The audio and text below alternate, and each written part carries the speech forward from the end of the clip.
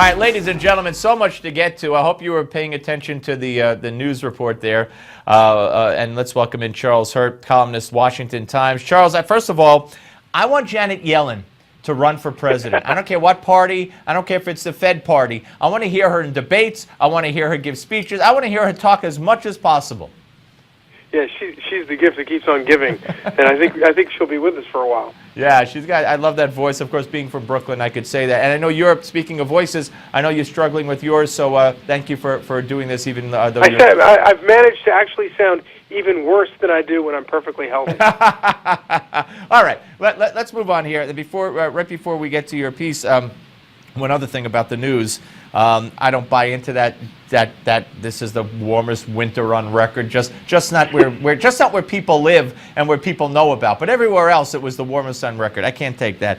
Okay, and I'm not knocking the news report. I'm knocking the people who provide the statistics. Now, you start out on your piece. It's that time of year when college kids in flip-flops hit the sandy beaches of cheesy Mexican resorts and party till the break of dawn, shimmying and jiggling and drinking fluorescent tequila shots from unknown belly buttons. And then you're right here in your nation's capital. It's really no different, except the innocent taxpayers who come here are generally sober and bring their children to see how representative democracy in action. But they leave with the exact same wretched hangover, as well as a few other maladies that will probably never get cleaned up. Brilliant piece.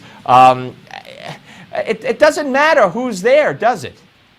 No, it really doesn't. And it really is a very troubling thing this time of year, because you have a lot of families that come here to teach their children about this great country we have and this great form of government we have, and they walk around and they see all of the profligate the monuments to politicians everywhere, and there's no place where this is more disturbing than at the U.S. Capitol, at the House of Representatives and the Senate.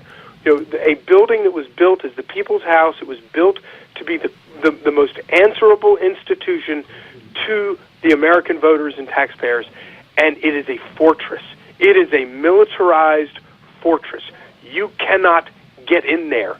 You cannot walk up to it. You cannot walk up the steps and sit on the west front and overlook the great, beautiful National Mall, which you own, by the way.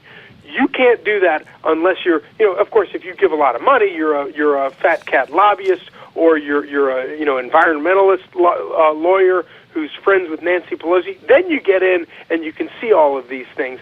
But if you're just walking up with your family, they don't let you do it, and I don't understand why it is that lawmakers, that they have such a tin ear.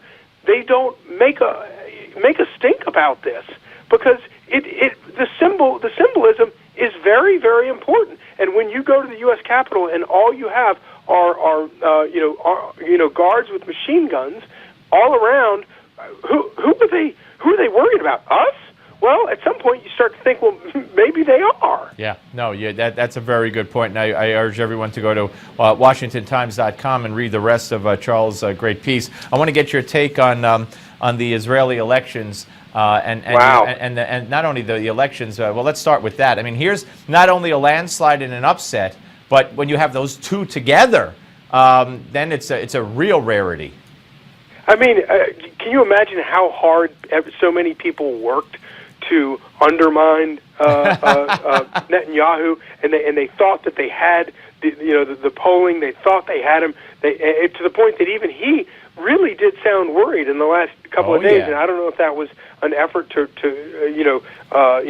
really get his supporters to wake up and come out or not. But it was that was it really is quite stunning. But the most troubling thing about all of this to me, Steve, is the business about the busing of Arab voters into the polls. Yep. And the reason that disturbs me is because we know a lot of Obama acolytes went over and ostensibly on their own worked to defeat Bibi Netanyahu.